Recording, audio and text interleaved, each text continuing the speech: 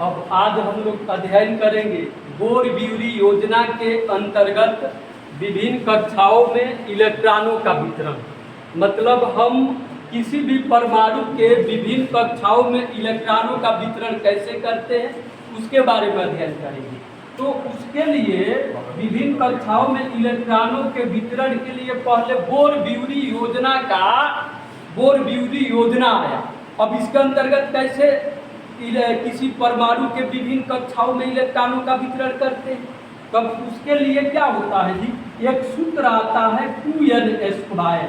इसी सूत्र के अंतर्गत विभिन्न कक्षाओं में इलेक्ट्रॉनों का वितरण करते हैं और यही वितरण क्या कहलाता है जी, बोर ब्यूरी योजना कहलाता है। क्लियर है?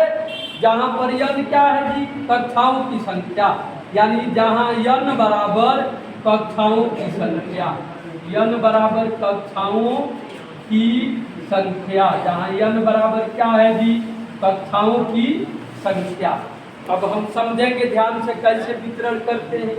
अब हम जैसे आपका आ गया सोडियम, आपका क्या आ गया जी, सोडियम के विभिन्न कक्षाओं में इलेक्ट्रॉनों का वितरण करना है।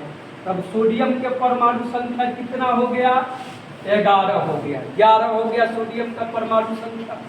अब सोडियम के विभिन्न कक्षाओं में इलेक्ट्रॉनों का वितरण करना है, तब इसके लिए क्या सूत्र अप्लाई करेंगे जी, 2n²। और उसी 2n² को बोर ब्यूरी योजना कहते हैं। क्लियर है? अब जैसे यहाँ पर क्या हो गया 2n², यानी n के जगह पर अब क्या रखेंगे जी, 1 रखेंगे। इसका मतलब हुआ कि अब सोडियम परमाणु के पहला कक्षा में इलेक्ट्रॉन का वितरण कर रहे हैं। n के जगह पर क्या रखा जी, 1 रखा। अब क्या हो जाएगा 2 × 1 यानी बराबर क्या बाबू, 2। यानी पहला कक्षा में कौन इलेक्ट्रॉन, 2 इलेक्ट्रॉन हो गया। अब फिर से क्या करेंगे 2n² यानी 2 × n के जगह पर क्या रखेंगे, 2 रखेंगे, तब 2 का स्क्वायर, तब 2 × 2 × 4 यानी 4 × 8 हो गया। दूसरा कक्षा में 8 आ गया। अब तीसरा कक्षा में इलेक्ट्रॉनों का वितरण करेंगे, तब 2n², तो 2 × 3 का होल स्क्वायर, तो 2 × 3 3 का 9 यानी 9 × 18। लेकिन देख रहे हैं कि इस वितरण से तीसरा कक्षा में 18 इलेक्ट्रॉन आ गया, जो यह सत्य नहीं है। यानी कहने का मतलब है कि तीसरा कक्षा बोर ब्यूरी योजना को एक्सेप्ट नहीं कर रहा है। अब तुम पूछोगे नहीं जी कि बोर ब्यूरी योजना को तीसरा कक्षा क्यों नहीं एक्सेप्ट कर रहा है, क्योंकि मेरे पास कुल इलेक्ट्रॉनों की संख्या कितना है जी, 11 है। हम जानते हैं कि किसी भी परमाणु में जितना प्रोटॉन रहता है उतना इलेक्ट्रॉन रहता है। अब सोडियम के पास कुल इलेक्ट्रॉनों की संख्या 11 है। अब 11 ही इलेक्ट्रॉनों का हमें क्या करना है, वितरण करना है। तो पहला कक्षा में 2 हो गया, दूसरा में 8 हो गया, तो 2 8 कितना हो गया जी, 10 हो गया।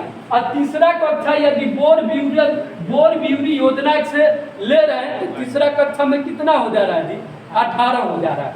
अब सभी इलेक्ट्रॉनों को जोड़ने पर कितना आ जा रहा है जी, यानी 2 8 10 18 28 हो गया। यानी किसी परमाणु के पास 28 इलेक्ट्रॉन होता तब यह बोर ब्यूरी योजना के द्वारा तीसरा कक्षा एक्सेप्ट करता। अब इसलिए क्या करेंगे, तीसरा कक्षा में यह बोर ब्यूरी योजना नहीं लगाएंगे, तो तीसरा कक्षा में क्या करेंगे, अपने मन से ही जो 1 इलेक्ट्रॉन बच रहा है उसको रख देंगे। समझ में आया कि नहीं, नहीं समझ में आया? क्लियर है? अब जैसे अब क्या लिखेंगे कि सोडियम के विभिन्न कक्षाओं में इलेक्ट्रॉनों का वितरण, सोडियम के विभिन्न कक्षाओं में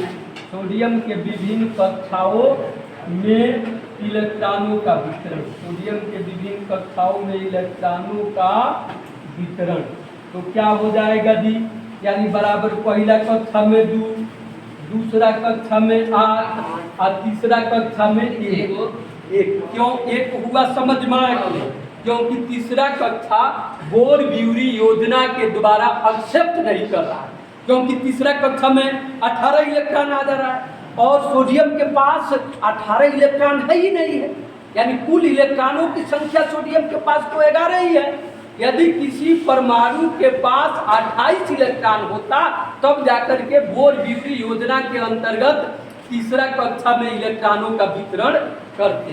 तब क्या करेंगे, यानी तीसरा कक्षा में, 2 कक्षा में वितरण करने के बाद तीसरा कक्षा में जो इलेक्ट्रॉन बचेगा उसको रख देंगे। यानी कहने का मतलब है कि जिस कक्षा को बोर-ब्यूरी योजना एक्सेप्ट नहीं करेगा, जिस कक्षा को बोर-ब्यूरी योजना एक्सेप्ट नहीं करेगा उस कक्षा में क्या करेंगे, तो जो इलेक्ट्रॉन बचेगा उसको क्या करेंगे जी, रख देंगे। अब आप पूछोगे ना कि क्यों नहीं एक्सेप्ट करेगा, अरे अभी हमको देखने को मिला है कि तीसरा कक्षा में 18 इलेक्ट्रॉन आ रहा था, तो तीसरा कक्षा में 18 इलेक्ट्रॉन और 2 कक्षा में 2 और 8 10, यानी सब जोड़ करके 28 होता था ना जी। तो जिस परमाणु के पास 28 इलेक्ट्रॉन होता तब न तीसरा कक्षा को एक्सेप्ट करता, लेकिन यहाँ पर तो 28 इलेक्ट्रॉन तो है नहीं, यहाँ पर तो सिर्फ 11 इलेक्ट्रॉन है। तब क्या करेंगे, जितना एक्सेप्ट करेगा, 2 कक्षा बोर-ब्यूरी योजना के अंतर्गत एक्सेप्ट किया तो तीसरा कक्षा नहीं एक्सेप्ट किया तो तीसरा कक्षा में अपने आप ही हम 1 इलेक्ट्रॉन क्या करेंगे जी, भर देंगे। अब इसी तरह से मैग्नीशियम का ले रहे हैं, तो विभिन्न कक्षाओं में सोडियम के विभिन्न कक्षाओं में इलेक्ट्रॉनों का वितरण क्लियर, ओके। अब करते क्या है, अब फिर से हम क्या ले रहे हैं, मैग्नीशियम का ले रहे हैं, इसी तरह से मैग्नीशियम का ले रहे हैं, क्लियर है मेरे भाई को। अब मैग्नीशियम का लेंगे, तब मैग्नीशियम का परमाणु संख्या कितना बाबू, 12 हो गया। तब इसके विभिन्न कक्षाओं में इलेक्ट्रॉनों का वितरण करेंगे, तब क्या हो जाएगा जी, 2n², यानी 2 गुणे n के जगह पर क्या बाबू, 1, तो 2 गुणे 1 का स्क्वायर यानी 2 गुणे 1, यानी 2 1 ने 2। पहला कक्षा में कितना जी, 2 हो गया।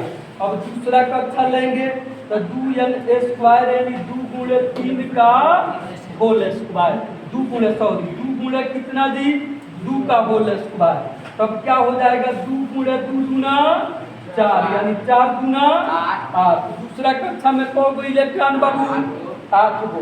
अब 8 और 2 10 हो गया ना, यानी 10 इलेक्ट्रॉनों का वितरण हो गया है। अब तीसरा कक्षा लेंगे तो 2n² यानी 2 गुणे 3 का होल स्क्वायर, तो 2 गुणे 3 का होल स्क्वायर करेंगे तो 3 3 का 9। तीसरा कक्षा में कितना आ गया जी, 18 आ गया। अब फिर से कुल इलेक्ट्रॉन जोड़ेंगे तो 2 और 8 10 हो गया और फिर से 18 28 हो गया। यानी कहने का मतलब है कि जब किसी परमाणु के पास 28 इलेक्ट्रॉन होता तब न बोर-ब्यूरी योजना तीसरा कक्षा के लिए सत्य होता थी। नहीं समझ में आया, तब क्या करेंगे कि मैग्नीशियम के विभिन्न कक्षाओं में इलेक्ट्रॉनों का वितरण करते समय हमने देखा कि बोर-ब्यूरी योजना केवल 2 ही कक्षा के लिए क्या है जी, सत्य है। तीसरा कक्षा में ज्यादा इलेक्ट्रॉन मांग रहा है और उतना मेरे पास है नहीं, तो जो बचेगा उसको तीसरा कक्षा में क्या करेंगे जी, रख देंगे। तो तीसरा कक्षा में कितना इलेक्ट्रॉन बच रहा है बाबू, 2, यानी 2 और 8 10 हो गया। तो तीसरा कक्षा में अपनी आप ही कितना भर देंगे, 2 भर देंगे। तब क्या लिखेंगे जी, मैग्नीशियम के विभिन्न कक्षाओं में, मैग्नीशियम के विभिन्न कक्षाओं में इलेक्ट्रॉनों का वितरण, विभिन्न कक्षाओं में इलेक्ट्रॉनों का वितरण, इलेक्ट्रॉनों का वितरण, मैग्नीशियम के विभिन्न कक्षाओं में इलेक्ट्रॉनों का वितरण बराबर पहला कक्षा में 2, अब दूसरा कक्षा में 8 और तीसरा कक्षा में 2 हो गया। क्लियर है, कोई प्रॉब्लम नहीं है। तो मैग्नीशियम के विभिन्न कक्षाओं में इलेक्ट्रॉनों का वितरण इस प्रकार रहा। क्लियर है, कोई प्रॉब्लम नहीं है, ओके। अब हम समझेंगे इसके बाद से कि अब संयोजी इलेक्ट्रॉन क्या है और कोर इलेक्ट्रॉन क्या है। इस तरीका से बोर-ब्यूरी योजना के अंतर्गत विभिन्न कक्षाओं में इलेक्ट्रॉनों का वितरण क्लियर हुआ जी, ओके। अब अगला नंबर हम समझेंगे संयोजी इलेक्ट्रॉन और कोर इलेक्ट्रॉन क्या है। बिल्कुल ध्यान से समझना। अभी हमने पढ़ा कि मैग्नीशियम के विभिन्न कक्षाओं में इलेक्ट्रॉनों का वितरण, तो मैग्नीशियम के विभिन्न कक्षाओं में इलेक्ट्रॉनों का वितरण, मैग्नीशियम के विभिन्न कक्षाओं में इलेक्ट्रॉनों का वितरण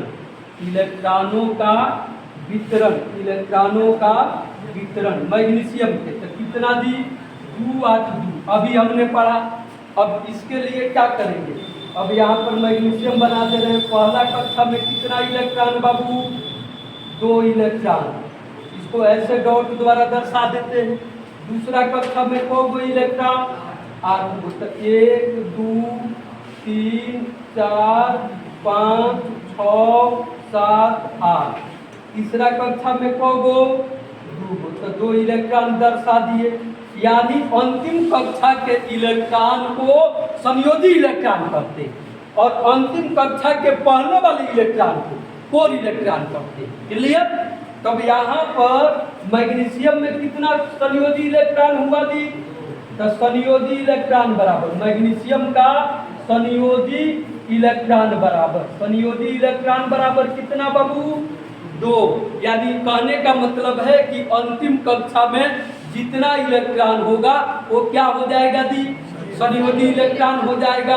और अंतिम कक्षा के पहले वाली कक्षा में जितना इलेक्ट्रॉन होगा वो सब क्या हो जाएगा दी, कोर इलेक्ट्रॉन। तो कोर इलेक्ट्रॉन हो रहा बाबू, तब यहाँ से कोर इलेक्ट्रॉन बराबर क्या हो गया दी, कोर इलेक्ट्रॉन बराबर 8 आ 2 कितना हो गया, 10 हो गया। कोर इलेक्ट्रॉन बराबर 10 हो गया। क्लियर है? अब तुम पूछोगे ना कि संयोजी इलेक्ट्रॉन और कोर इलेक्ट्रॉन से क्या फायदा है। यानी किसी भी रासायनिक अभिक्रिया में संयोजी इलेक्ट्रॉन ही भाग लेते हैं, कोर इलेक्ट्रॉन भाग नहीं लेते हैं। क्यों नहीं लेते हैं जी, तो कोर इलेक्ट्रॉन ऑलरेडी अस्थायी होता है और संयोजी इलेक्ट्रॉन अस्थायी नहीं होता है। क्लियर हुआ कि नहीं? किसी भी परमाणु के अंतिम कक्षा के इलेक्ट्रॉन को क्या कहते हैं, संयोजी इलेक्ट्रॉन कहते हैं। अंतिम कक्षा के पहले वाले कक्षा में उपस्थित इलेक्ट्रॉन को क्या कहते हैं जी, कोर इलेक्ट्रॉन कहते हैं। किसी भी रासायनिक अभिक्रिया में कौन सा इलेक्ट्रॉन भाग लेता है, तो संयोजी इलेक्ट्रॉन क्या करता है बाबू, भाग लेता है। अब संयोजी इलेक्ट्रॉन क्यों भाग लेता है, क्योंकि वह अस्थायी नहीं होता है। तो विभिन्न कक्षाओं में इलेक्ट्रॉनों का वितरण क्लियर, संयोजी electron clear, core electron clear. अब इसके बाद से अगले वीडियो में पढ़ेंगे अष्टक नियम कैसे हम वितरण करते हैं। क्लियर?